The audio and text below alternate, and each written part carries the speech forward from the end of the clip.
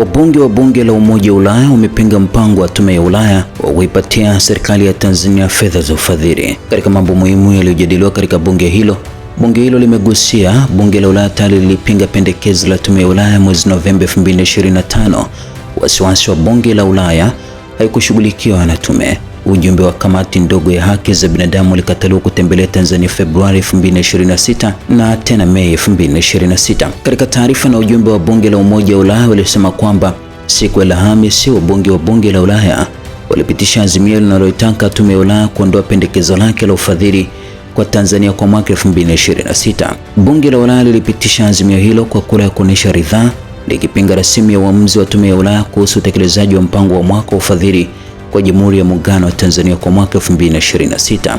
Katika azimio hilo, wabunge walikumbusha kuwa mwezi Novemba 2026 tume ilisimamisha mchakato wa kuidhinisha ufadhili kwa Tanzania kutokana na wasiwasi mkubwa uliotolewa na wabunge kuhusu mwenendo wa Tanzania, hasa kuhusiana na uchaguzi wa Oktoba 2025 ambao walidai kuwa ulikuwa na udanganyifu pamoja na hatua za serikali za kuvunja maandamano kwa nguvu. Wabunge walisema kuwa matukio hayo ilisababisha vifo zaidi ya watu 400 na mamia ya watu kukamatwa kwa tuhuma za uhaini. Hata hivyo, wabunge wanaamini kuwa wasiwasi walioueleza katika maazimio ya awali kuhusu mwenendo wa serikali ya Tanzania haukuzingatiwa katika uamuzi wa kuendelea na mpango wa ufadhili wa mwaka 2026. Pia walieleza kuwa serikali ya Tanzania iliendelea kuahirisha ziara ya ujumbe wa kamati ndogo ya haki za binadamu ya bunge la Umoja wa Ulaya, jambo ambalo kwa mtazamo wao ni sawa na kukataa ziara ambayo ililenga kuchunguza masuala ya haki za binadamu, demokrasia na utawala wa sheria.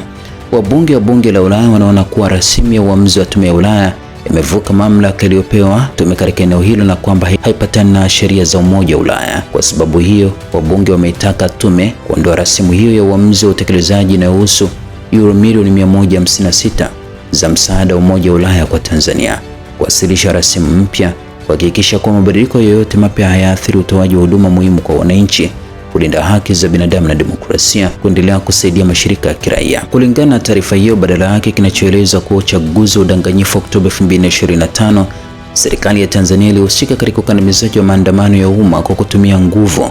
Taarifa hiyo inasema kuwa Tume ya Taifa ya Uchunguzi ilikiri tarehe 23 Aprili 2026 kwamba angalau watu 518 walifariki katika vurugu zilizohusiana na uchaguzi wa tarehe 29 Oktoba 2025. Hata hivyo, kwa mujibu wa taarifa hiyo, tume hiyo haikuwatambua waliohusika wala kuchapisha hadharani matokeo yake, jambo ambalo wabunge wa Ulaya wanasema limezuia uwajibikaji na upatikanaji wa haki kwa waathirika.